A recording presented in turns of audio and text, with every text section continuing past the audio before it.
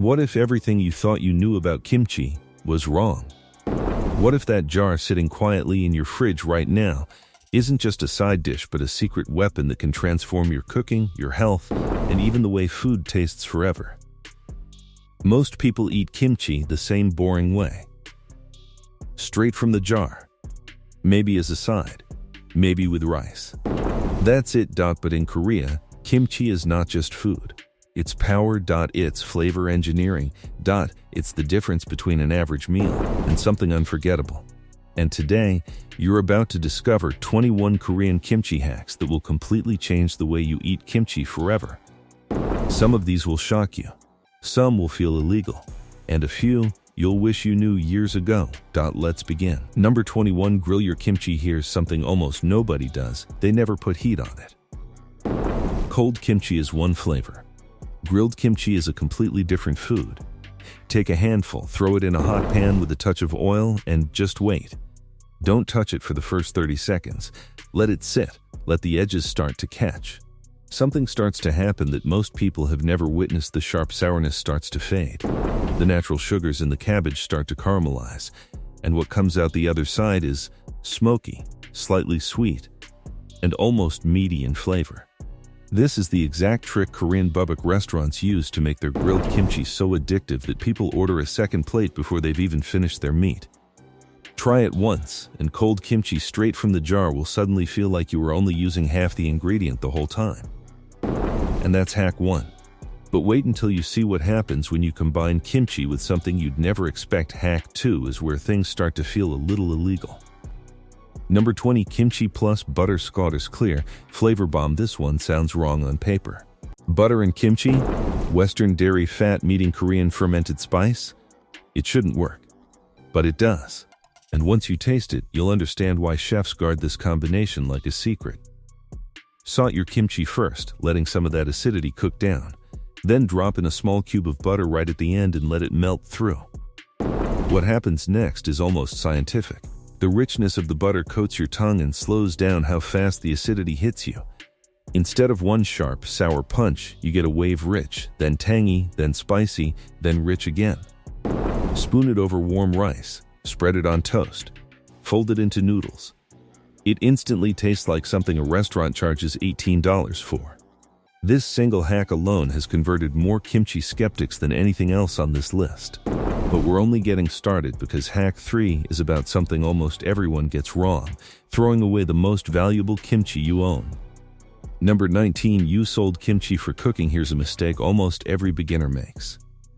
The moment kimchi turns sour, they think it's gone bad. They think it's time to throw it out.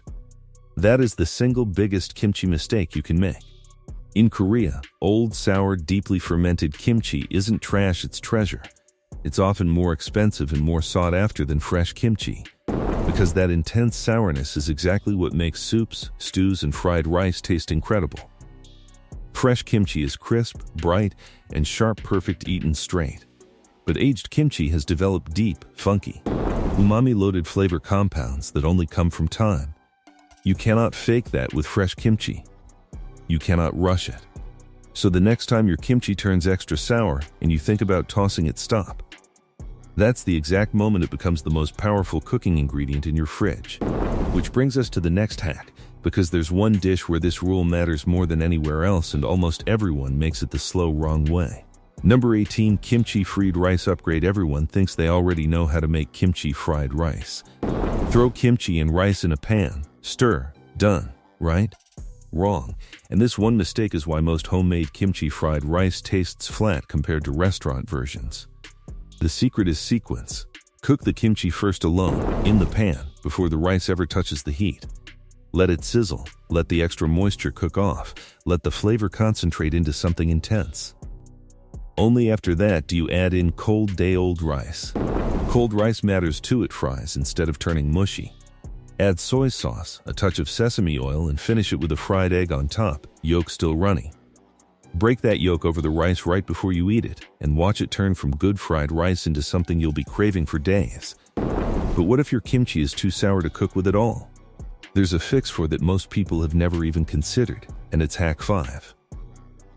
Number 17. Add sugar. This one surprises people every time. If your kimchi has gotten too sour, too sharp, almost unpleasant to eat, don't panic, and don't throw it out. The fix is sitting in your kitchen cabinet right now, sugar. Korean chefs use this trick constantly, and it's almost never talked about outside professional kitchens. A small pinch of sugar added while cooking doesn't make the dish sweet. It does something smarter. It balances the acid, rounds out the sharp edges, and lets the deeper savory flavors come forward. It's the same principle behind adding sugar to tomato sauce. You're not changing the flavor, you're unlocking it. Try it the next time a batch tastes too intense, and you'll notice the difference in the very first bite. Now here's a hack that sounds impossible the first time you hear it: kimchi inside a sandwich next to melted cheese. Stay with me on this one. Number 16, kimchi grilled cheese. This is the hack that shocks people the most. Every single time. Kimchi inside a grilled cheese sandwich. It sounds like a mistake. It sounds like two different cuisines that were never meant to meet. But once that pan starts sizzling and the cheese starts pulling apart in long, melty strings, everything changes. Chop the kimchi finely so it distributes evenly. Layer it between two slices of cheese so it's sandwiched, literally protected from direct heat, which keeps it from drying out while the bread crisps. The result is a sandwich where every bite gives you rich, gooey, melted cheese, immediately followed by a bright, tangy, crunchy snap. It's the contrast your mouth wasn't expecting, and it's exactly why it works so well. People who try this once say the same thing: plain grilled cheese suddenly feels unfinished. Something is missing, and that something is kimchi. Next up is a dish that's been a Korean comfort food staple for generations, and once you make it right, you'll understand why. Number 15, kimchi pancakes. If there's one dish that defines Korean comfort food on a rainy day, it's this one. Kimchijeon kimchi pancakes are deceptively simple, but the payoff is enormous. Mix chopped kimchi with flour, a splash of the kimchi juice itself, a little water, and an egg to bind everything together.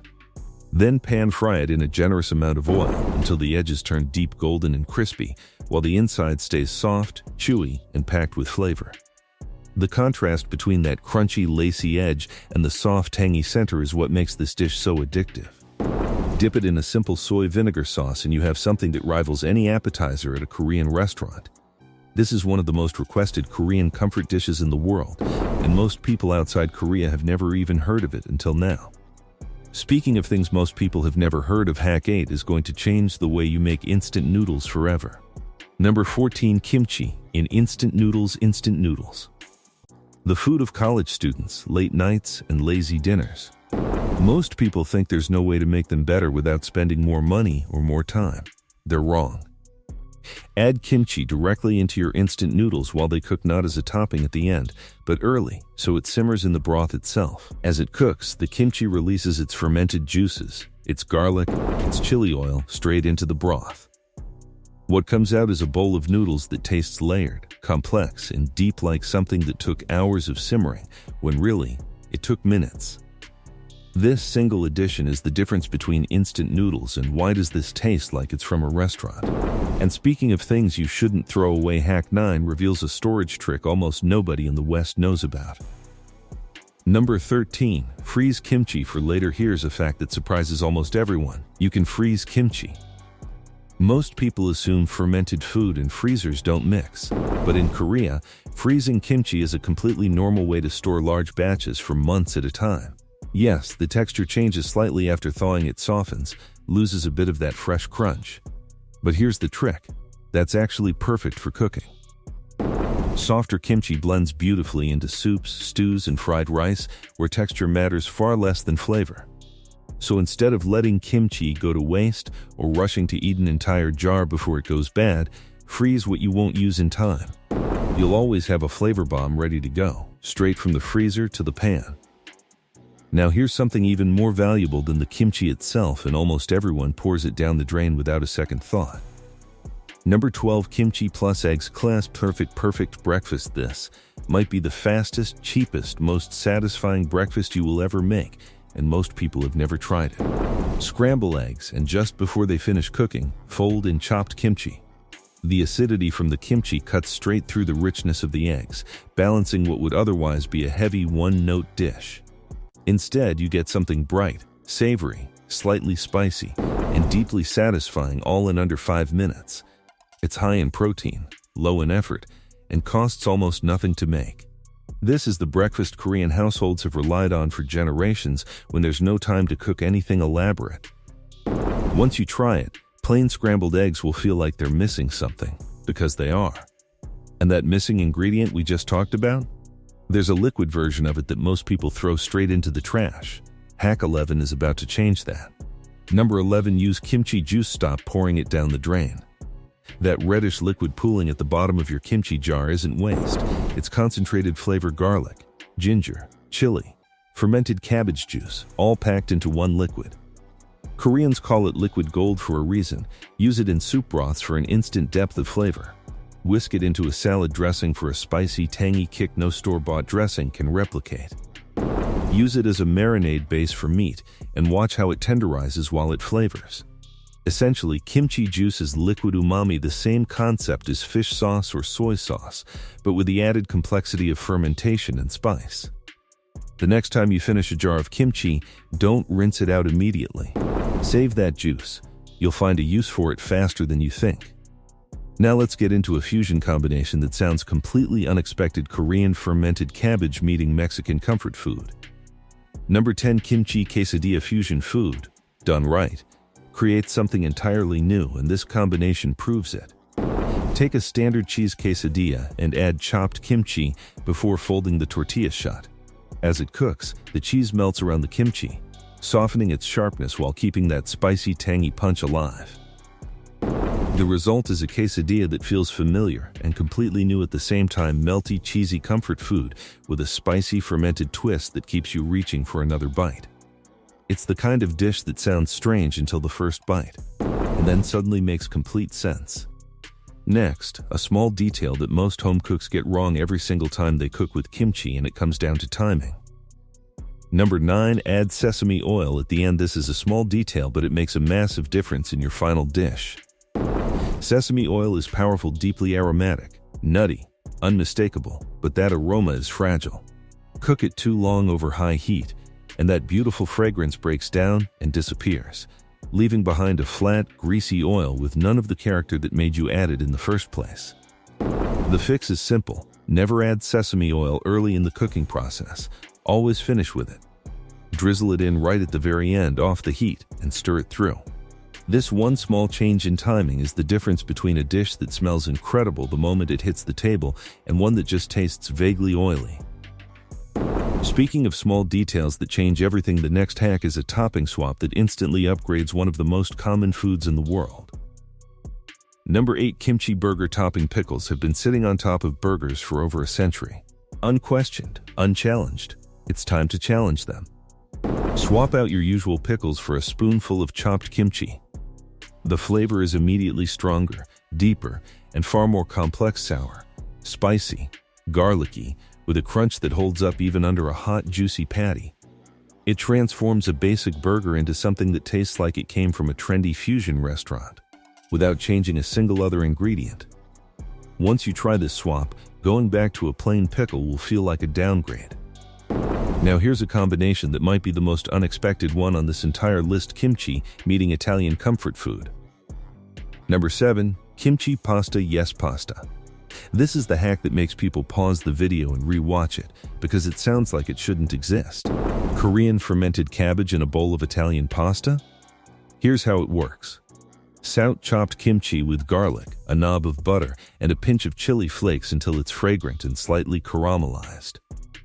If you want extra richness, stir in cream or a handful of Parmesan at the end. Toss it through hot pasta, and what you get is a Korean-Italian fusion dish that's spicy, tangy, creamy, and completely unlike anything you've had before. It's the kind of dish people ask for the recipe of the moment they taste it. Now that we've covered flavor combinations, let's talk about something just as important: how to actually balance kimchi's intensity in a full meal. Number 6. Balance with protein. Kimchi is bold. On its own, that boldness can be overwhelming if it's the only thing on your plate. The fix Koreans have used for centuries is simple: pair it with fat. Fatty cuts of pork, richly marbled beef. The fat coats your palate and slows down the acidity and spice of the kimchi, creating balance instead of overload. This is exactly why kimchi is a staple at every single Korean barbecue table. It's not just tradition, it's flavor science. Without kimchi, grilled fatty meat can feel heavy and one note. Without the meat, kimchi can feel overwhelming on its own. Together, they complete each other perfectly. Keep this pairing principle in mind anytime you're building a meal around kimchi. And speaking of technique, here's a mistake that ruins more kimchi dishes than almost anything else. Number 5, don't overcook it. This is the mistake that quietly ruins more kimchi dishes than any other on this list. Kimchi has texture, crunch, bite, structure. That texture is part of what makes it special.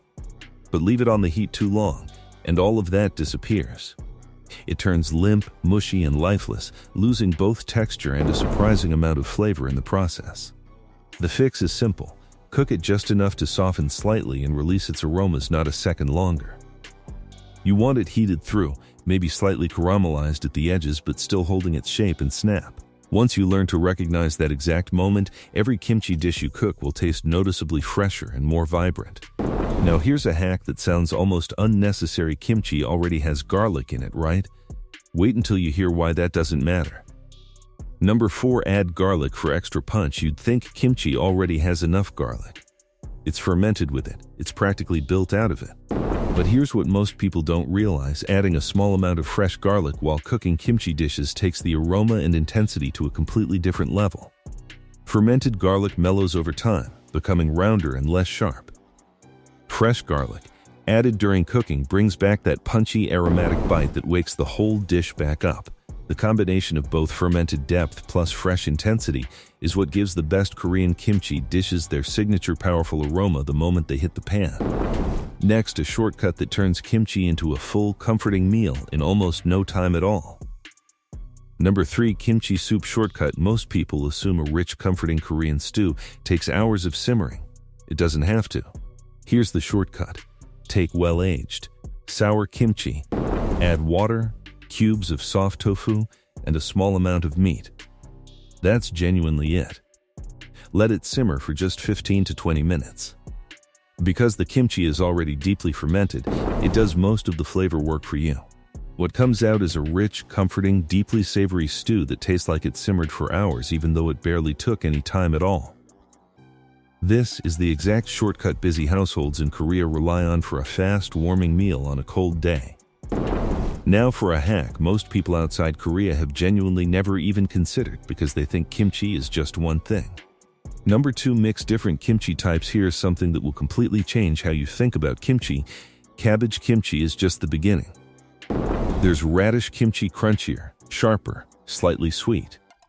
There's cucumber kimchi, lighter, fresher, almost salad-like.